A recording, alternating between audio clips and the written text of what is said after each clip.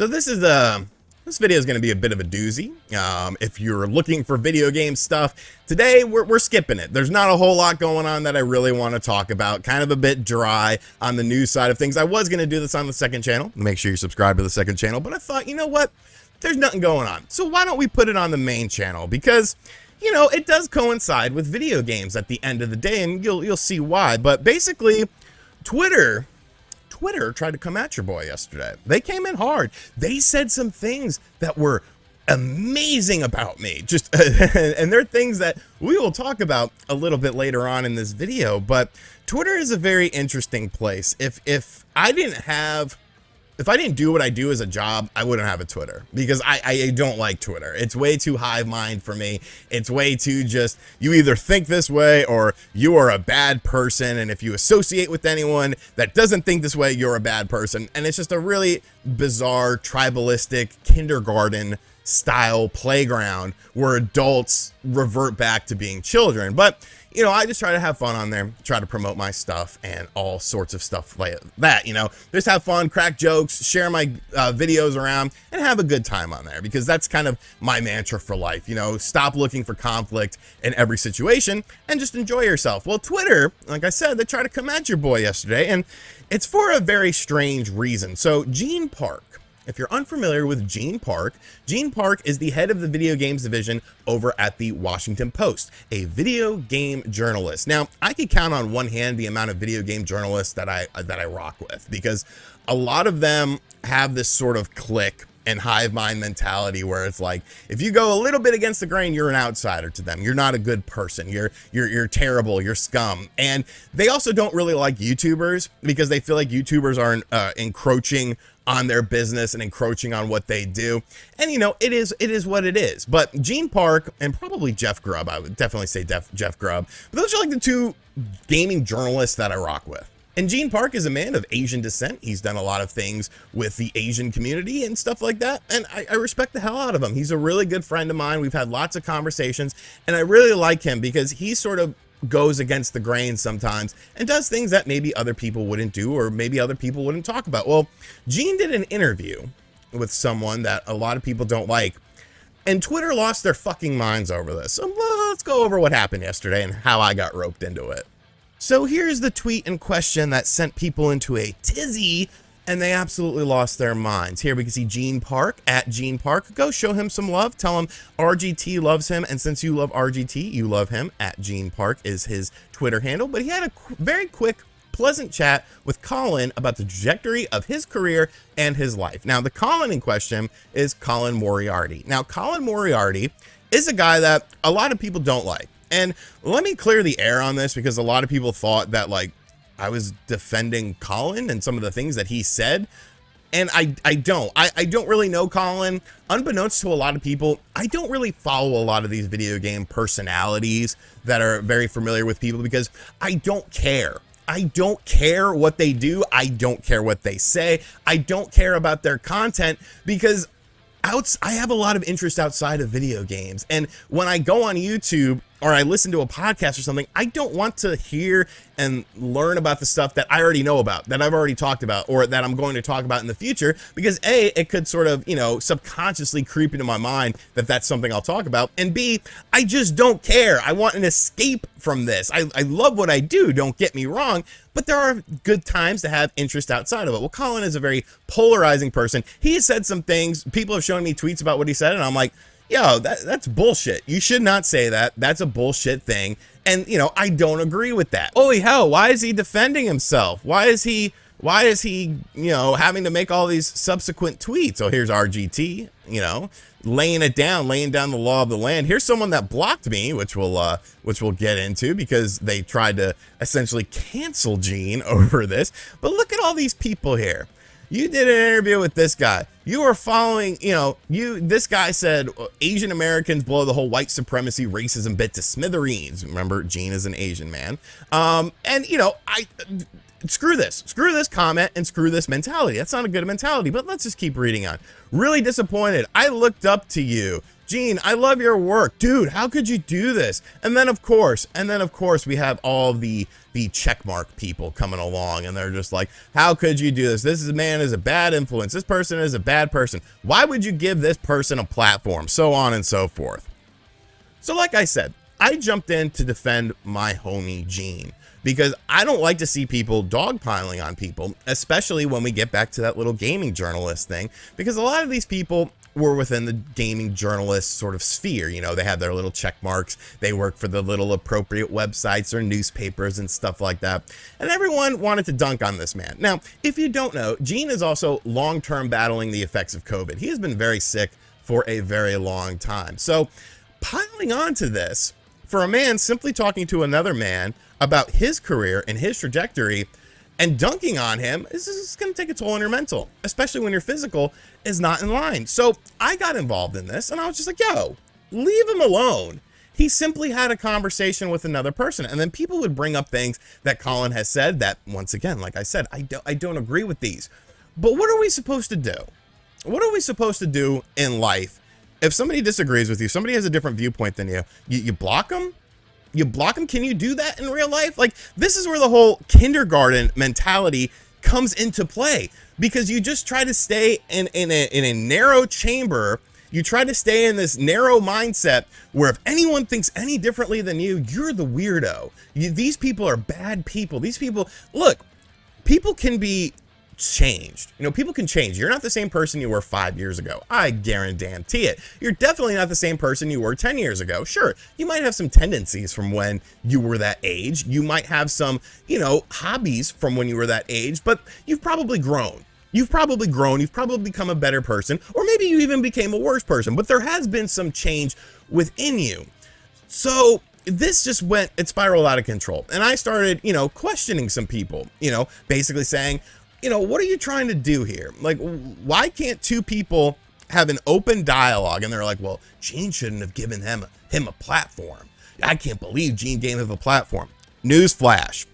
By looking up Colin Moriarty within 5 minutes on Google, I learned a lot about this individual, besides the things that he said that, like I said, I don't agree with.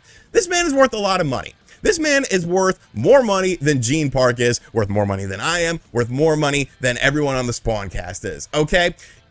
Him going on there is not giving Colin a platform. It's giving Gene a platform. And then you can say, well, why would he go on a platform where someone, you know, says all these terrible things? Because you're supposed to conversate with people. All because somebody has a different mindset than you, that doesn't mean that you can't have a conversation with them. A conversation is not validating someone. A conversation is not validating someone's ideals because they said something a couple years ago that you don't like. All it is doing is giving a perspective from your perspective to this individual, and more importantly, to their audience. So should everyone who disagrees on things just not talk to each other, and they should never have any sort of interaction to try to, you know, find a middle ground and maybe help someone else's mindset become a little bit more like yours, or vice versa? I don't understand why we have this tribalistic thing on Twitter where it's like you're a bad person. You're the Antichrist because you go a little bit against the grain, because you go, hey, you know what? I don't think this is that big of a deal. It's two adults having a conversation. But it goes way deeper than that, because all the people that I interacted with, one in particular, ended up blocking me. Okay, whatever. You want to be childish. And none of the things I said, you could see all my tweets because all my tweets aren't deleted. All of my tweets were just having a conversation, opening up a dialogue and being like, yo, why are we dunking on Gene? Gene is a good person. Gene is one of the good guys. Gene is one of the guys that you should be happy that he's going on other people's platforms who disagree with you. And it got to the point of where the individuals who were blocking me were also blocking people who liked my tweet. One of my buddies, who I will let him remain anonymous because, you know, he's within the video gaming sphere, he DM'd me last night. He's like, dude, they blocked me for simply liking your tweet. I've never even talked to this person before. I noticed I couldn't see any of their responses, and I was blocked. And I was like, it's kindergarten. It's kindergarten all again. You know, you got your little table where you sit at, and if some outsider comes and sits at your table there, what are they doing? How dare they? You're an outsider. Shame, shame, shame. And it's absolutely crazy. But the thing that, excuse me, the thing that made me really want to make this video is some of the bizarre comments that I got. Like I said at the start, I don't know shit about Colin. I don't give two shits about Colin. Colin is not my friend. Colin's not my homie. I don't know the guy. Gene Park is my friend. Gene Park is my homie. I've always learned from a young age that you protect and you defend, especially if you agree with what they did. You know, you defend your family, you defend your friends. You know, everyone's not perfect. People are going to make decisions that, you know, maybe some people disagree with, but you defend them because they're there for you, so you should be there for them. It's called loyalty. Okay, it's called loyalty. So by me simply saying, hey, Gene having a dialogue with this person doesn't vindicate what they have said in the past, doesn't vindicate their comments on things. If anything, you know, it allows people to learn about Gene and possibly, you know, change their mindset if they have a negative mindset or something like that. People were calling me a neo-Nazi sympathizer because I guess they view Colin as a neo-Nazi person.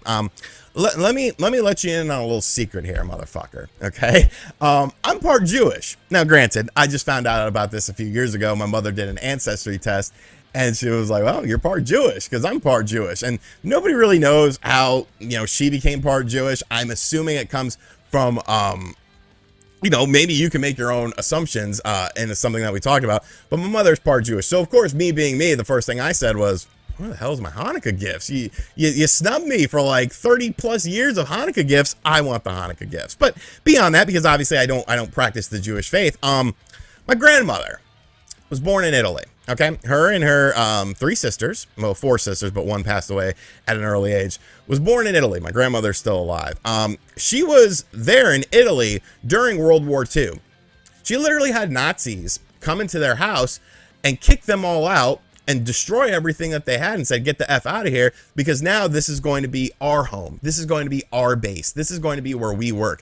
And that's how she ended up coming to America. She's told me this story a couple times before. And the last time she told me it, you know, seeing my 81-year-old grandmother, who was 81 at the time, she's 83 now, just break down in tears telling me this story. Like, I wasn't there, but I was reliving it through her. So obviously, I'm not a neo-Nazi sympathizer, okay? Because that shit sort of hits close to home. So what's the point of this video? What am I trying to get at here? What's the lesson I'm trying to give people? The lesson I'm trying to give people is 2 people can disagree on a topic.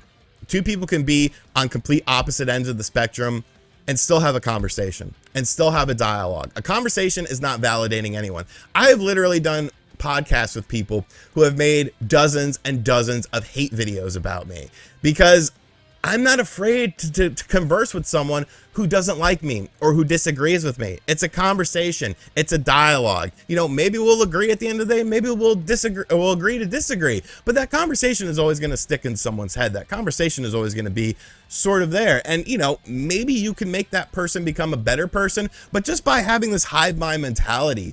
And it's especially rampant on Twitter where it's like, you are in this group, and if you associate with anyone else, you are a bad person, and we have to make you feel bad. It's fucking bullshit. It's childish, and it's ridiculous. It is absolutely fucking ridiculous how people interact on Twitter. Newsflash. Twitter's not the real fucking world. If you're in a dialogue with someone, you can't just block them in the real world. You have to talk to people. Or maybe you're just a fucking weirdo who doesn't have any conversations with people at all. I love everyone, okay? I don't give a shit about your sex, your gender, your religion, your political affiliation, your musical taste, what video games you like, what video games you hate. I don't give 2 shits. I love variety because variety is the spice of life. And if everyone was the same mentality, everyone was the same hive mind mentality, the world would be a very boring place. It would be disgusting. It would be a sterile robotic place. What's the point of being human at this time? So I've gone off the rails on this. And no, I'm not. And people are like, you got triggered. I didn't get triggered. I don't care.